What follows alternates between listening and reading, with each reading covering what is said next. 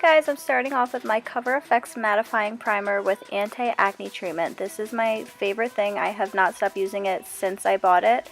It so gently helps people with acne, so you want to apply that wherever you're acne prone. For me, that's all over my face. Then I'm going in with the new Anastasia Brow Definer in the shade Taupe. I was not keen on this when I first got it. I just wasn't used to it being, I don't know, I had used a brush for so long that was so precise. And this is not, it's pretty thick, so I don't know, it took a little bit to get used to it, but now I think I just have to figure out the angles of how you place it, and I think now I got it down pat. So I'm just filling in the brow and then going to go in with some concealer and just go right underneath just to clean up any places, and that way it'll also highlight the brow as well. I'm just kind of pulling it down and then just blending it out with that brush. And I'm doing the same thing on the top of the brow. This is optional. I like to do this because I use a beauty blender when I blend in my foundation, and it's kind of hard to get super close to that brow when you're doing it. So I blend out the concealer lines with the beauty blender and then apply my brow gel. It's the Anastasia, and you just want to comb that through your brows. Now going in with my new favorite foundation products. It's the Makeup Forever Ultra HD foundation, so I'm going in with that first and applying that all over the face with my beauty blender. I'm going to blend it down my jaw and my neck as well, just a little bit, just to help it seem nice and seamless. And I'm just pressing that all in, and my beauty blender is definitely damp as always. I feel like it's the best when it's damp. And then I'm just taking the stick foundation and putting that on my cheeks where I need a little bit more coverage. And then I'm just going to blend that in also with my beauty blender. I used to be die-hard MAC Pro Longwear, but ever since I've tried these Urban Decay Naked Skin concealers, I am totally obsessed with them. I feel like they're really close to the Pro Longwear in consistency and wear, but I love the Pro Longwear for my makeup kit because I pump it out on my hand. But when I'm doing my own, I don't really want to get makeup on my hands. So it's awesome that I can just apply a great under eye foundation. It's perfect for the whole face if you ever have to conceal or anything. It just blends so seamlessly, and it really doesn't crease. I don't ever have an issue with creasing.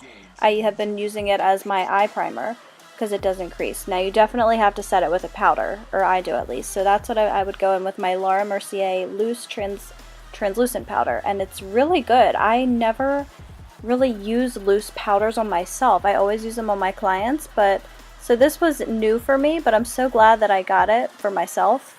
I definitely feel like when you set the foundation with this, especially like if you're worried about pores, it just gives such a flawless finish. Like I have some pores like right next to my nose on my cheeks, and I swear it smooths them right out. Then just taking that same thing on a little bit of a bigger brush and just setting the rest of my face.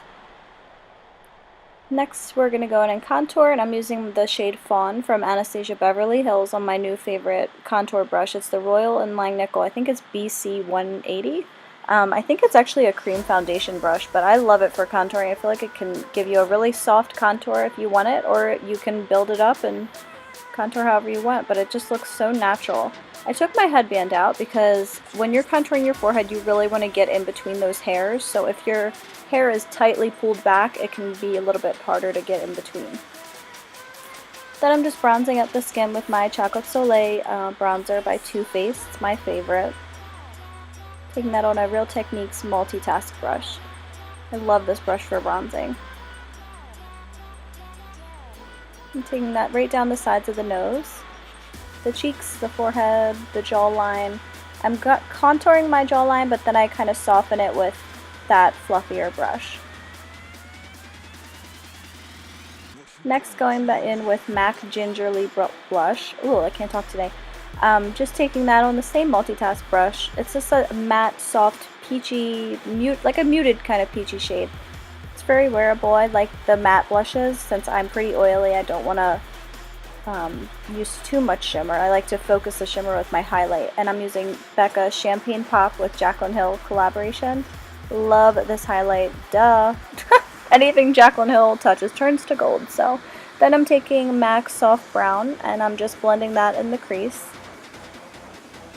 Then I'm going in with MAC Swiss Chocolate, and I'm just going to do the same thing just to build up definition. I'm taking it from inner to outer corner in a mix of windshield wiper and circular motions. And then I'm taking MAC Paint Pot in Constructivist, and I'm just placing that all over the lid. I'm keeping it kind of low. I bring it up into the crease a little bit, not necessarily the socket for me, my eyes are hooded. Then taking Makeup Geek Bitten eyeshadow, I'm just packing that all over the Constructivist, and you can build it up as much as you want. I wanted it to be pretty red. I do feel like the Constructivist kind of toned down the red just a little bit. I think it would have been more red without it, but I liked it. I felt like it made it more wearable. For me, I'm used to wearing like soft eyes. I hardly do my eyeshadow that much anymore, especially recently, so I was like, okay, this is good, this works. And then I'm just blending out the edges. I took a little bit of Bitten in the crease with that E25. I'm just blending it out. You want to make sure it's nice and diffused. Then I went in with MAC Sketch. This is a purple shade. It's like a reddish purple. It's beautiful, and I just put that on like the outer corner to define it. Then I also took Sketch on a flat definer brush and just put that right on my lower lash line, packed it on there, and then I realized I wanted to do some liner, so I took LA Girl Gel Liner in dark brown, and then picked up some more Bitten on a pencil brush and blended all of that out. I'm highlighting my inner corner with Makeup Geek White Lies. It's just a matte white eyeshadow. I wanted to make sure the inner corner was nice and bright since the rest of the eyes are pretty dark. I'm just applying mascara after I curled them. This is the Tarte Amazonian Clay Mascara. I do like it a lot. Sometimes I don't like it for my bottom lashes, but it definitely works. And it's really black, and I feel like it gives you some volume too. And then I'm taking my favorite lashes at the moment. It's the Cocoa Lashes in the style Cocoa. Look at the difference. Okay, so then I put those on, and I'm just blending them in by putting more mascara, focusing it at the root of the lash. And then just doing some touch up with the eyes. I brought my eyeshadow up a little bit more with this blending. My eyes are pretty hooded, so when I open my eyes, I still want you to be able to see what's going on. So that's why I brought it up a little bit higher. That's a trick for all people with hooded eyes. I'm just blending and blending. I highlighted my brow bone with Champagne Pop. And now I'm doing my lip liner. This is the ColourPop Lippy Pencil, and it's in the shade Tootsie. So that's a good neutral. It can be kind of dark depending on what you're doing, but I wanted it to be a little bit more intense. Then I took this shade, I think it's called Kinda Sexy by MAC. I wanted a peachy shade, but this was a little bit darker than I was wanting, so I went in with my favorite Flesh Pot by MAC. And I'm putting it on the lips, and as you'll see, you get kind of like a line. Nope, you don't want that. So to diffuse it, you're going to pat it out.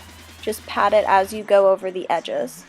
Then, duh, per usual, I'm adding more blush because I have a problem. And that completes the look, guys. I hope you like it. I love this look. I'm definitely going to be wearing it more often. I feel like it can definitely make green eyes and blue eyes pop, but it'll definitely look good on anybody. So I hope you like it, and I hope you learned something new today. Thank you for watching, and don't forget to subscribe. Bye, guys!